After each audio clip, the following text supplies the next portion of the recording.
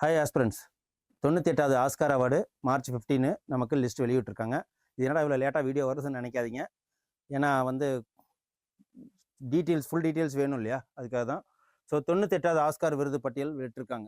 இது first Oscar எப்போ கொடுக்க ஆரம்பித்தாங்க அப்படின்னு பார்த்தீங்கன்னா 1929. இப்போ 98வது நடக்குது.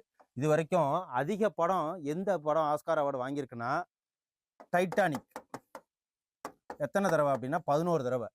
அது மட்டும் இல்லாமல் அதிகமான ஆஸ்கார் அவார்டு குவிச்ச ஒரே ஒரு நிறுவனம் இருக்கு, என்ன வால்ட் டிஸ்னி. அவங்க எத்தனை அப்படின்னா 21 + 4 கிட்டத்தட்ட 25 கிட்டத்தட்ட ஆஸ்கார் அவார்டு அவங்க மட்டுமே வாங்கியிருக்கிறாங்க.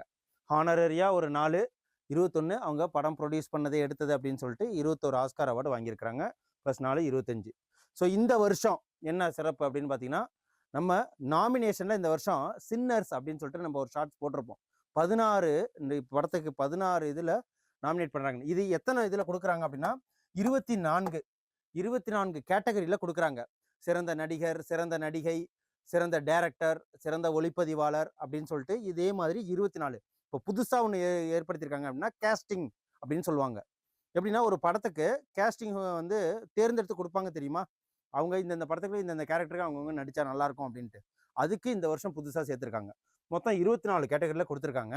இந்த வருஷம் அதிகமாக வாங்குறது ஒன் பேட்டில் ஆஃப்டர் அனதர். எப்படி டைட்டானிக்கில் நடித்த லியானோ டிகாப்ரியோ தான் இந்த படத்துல இவரு நடிச்சிருக்கிறாரு. ஸோ இந்த படம் மட்டுமே 6 கேட்டகரியில் அவார்டு வாங்குறாங்க. அதுக்கப்புறம் இந்த படம் பார்த்துருப்பீங்க, சின்னர்ஸு. இது 6வது கருப்பினத்தவர் சேர்ந்தவர் ஒருத்தவர் சிறந்த நடிகருக்கான ஆஸ்கார் அவார்டு வாங்குறாரு. இந்த சின்னர்ஸ் படம் எத்தனை ஆஸ்கார் அவார்டு வாங்கியிருக்கு அப்படின்னா 4 கேட்டகரியில் ஆஸ்கார் அவார்டு வாங்கியிருக்கிறாங்க. ஸோ இதை நல்லா புரிஞ்சுக்குங்க. 98வது ஆஸ்கார் அவார்டு மொத்தம் 24 கேட்டகரி இருக்கு. என்னென்னு பார்த்துருவோம். சிறந்த திரைப்படம் எது அப்படின்னா ஒன் பேட்டில் ஆஃப்டர் அனதர். யார் வாங்கியிருக்காங்கன்னு உங்களுக்கே தெரியும், 6 இதில் வாங்கியிருக்காங்க. சிறந்த இயக்குனர் யார் அப்படின்னா ஒன் பேட்டில் ஆஃப்டர் அனதர் இயக்குனர் பால் தாமஸ் ஆண்டர்சன், அவர் தான். அதுக்கப்புறம் சிறந்த நடிகர் யாரு அப்படின்னு பார்த்தீங்கன்னா சின்னர்ஸ் படத்துலேருந்து மைக்கேல் பி ஜோர்டன் அப்படிங்கிறவர் வாங்கியிருக்கிறாரு. இவர் 6வது கருப்பினத்தை சேர்ந்தவர், அதையும் நோட் பண்ணிக்கோங்க. அப்புறம் சிறந்த நடிகை யார் அப்படின்னா ஹாம்லெட் அப்படிங்கிற படத்துக்காக ஜெஸ்ஸி பக்லி அப்படிங்கிறவங்க வாங்கியிருக்கிறாங்க. அதுக்கப்புறம் சிறந்த குணச்சித்திர நடிகர் supporting actor Sean Penn One Battle After Another அப்படிங்கிற படத்துக்காக வாங்கியிருக்காங்க. சிறந்த குணச்சித்திர நடிகை okay supporting actress Amy Madigan Weapons படத்துக்காக வாங்கியிருக்கிறாங்க. அப்புறம் சிறந்த ஒளிப்பதிவு கேமராமேன் சினிமோட்டோகிராஃபின்னு சொல்லலாம், ஆட்டம் டுரோல்ட் ஆர்கபா அப்படிங்கிற அவர் வாங்கியிருக்கிறாரு சின்னர்ஸ் படத்துக்காக.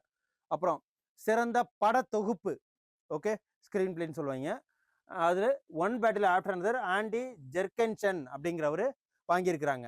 அப்புறம் சிறந்த பின்னணி இசை ஓகே சிறந்த பின்னணி இசை நம்ம ஏஆர் ரஹ்மான் வாங்கினார் இல்லைங்களா 2011 2 ஆஸ்கார் அவார்டு.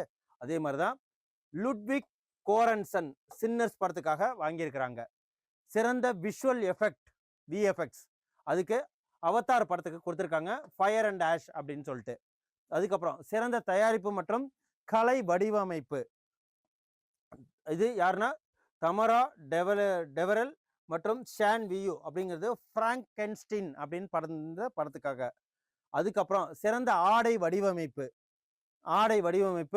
கேட் ஹாக்லி, இது ஃப்ராங்க்ஸ்டீன் படத்துக்காக கொடுக்கப்பட்டிருக்கு. சிறந்த ஒப்பனை மற்றும் சிகை அலங்காரம், இது மொத்தம் 24 கேட்டகரி. அப்புறம் மைக் ஹில் ஜோர்டன் மற்றும் சாமுவேல் கலிஃபோர்னியா ஃப்ரீ, இதுவும் ஃப்ராங்க்ஸ்டீன் படத்துக்காக. மொத்தம் 3 இதுக்கு வாங்கியிருக்கா. அதுக்கப்புறம் சின்னர்ஸ் படம் பாருங்க, சிறந்த மூல திரைக்கதை ஸ்கிரீன் பிளே சின்னர்ஸ் ரயன் கூக்லருக்கு வழங்கப்பட்டிருக்கு.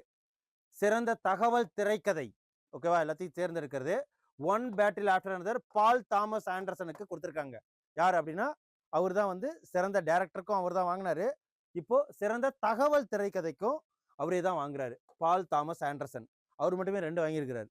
சிறந்த சர்வதேச திரைப்படம் இன்டர்நேஷனல், அதுல சென்டிமெண்டல் வேல்யூ அப்படிங்கிற படத்துக்கு கொடுத்துருக்குறாங்க, நார்வே படத்தை. அப்புறம் சிறந்த ஒளி தொகுப்பு ஓகே இதுதான் மிக பெருசு. இந்த ஒலி தொகுப்பு அப்படிங்கிறது காரெத் ஜான் அல் நெல்சன் குவாண்டலின் எட்ஸ் விட்டில் அப்புறம் கோரி எரிஷேவன் பெரல்டா அப்படிங்கிறது. என்னடா இது ஒரு மாதிரியா இருக்கேன்னு நினைக்காதீங்க, திருப்பி திருப்பி அதை பார்த்தீங்கன்னா உங்களுக்கே புரிஞ்சிடும். அப்புறம் சிறந்த பாடல் கோல்டன் கே பாப் அப்படிங்கிற ஒரு டாக்குமெண்ட்ரி படத்துக்காக கொடுத்துருக்காங்க. டெமான் ஹண்டர்ஸ் சிறந்த பாடல். அப்புறம் சிறந்த லைவ் ஆக்ஷன் குறும்படம் ஷார்ட் ஃபிலிம், அதுக்கு த சிங்கர்ஸ் மற்றும் த பீப்புள் எக்ஸ்சேஞ்சிங் சலைவா அப்படிங்கிற படத்துக்காக இது கொடுத்துருக்காங்க. சிறந்த live action short film. Okay, சிறந்த ஆவண திரைப்படம் இதுதான் டாக்குமெண்ட்ரி. இது மிஸ்டர் நோபடி எகெயின்ஸ்ட் புதினை பத்தி ஒரு ஸ்கூல்ல வேலை பார்த்துட்டு இருந்தாரு எங்க ரஷ்யால. இந்த போர்னால அங்க எப்படிலாம் இருக்கு அப்படின்னு சொல்லிட்டு அவரு எங்க வந்து இடம்பெயர்ந்தாருன்னா நார்வேக்கு இடம்பெயர்ந்து இந்த படத்தை எடுத்திருக்கிறாரு. சிறந்த ஆவண திரைப்படம். அப்புறம் சிறந்த ஆவண குறும்படம் இதுதான் short film all the empty rooms அப்படிங்கிற படத்துக்கு. அப்புறம் சிறந்த அனிமேஷன் படம், அனிமேஷனுக்கு கே பாப் டெமான் ஹண்டர்ஸ் அப்படிங்கிற அந்த படத்துக்கு அனிமேஷன் திரைப்படத்துக்கு கொடுத்துருக்காங்க.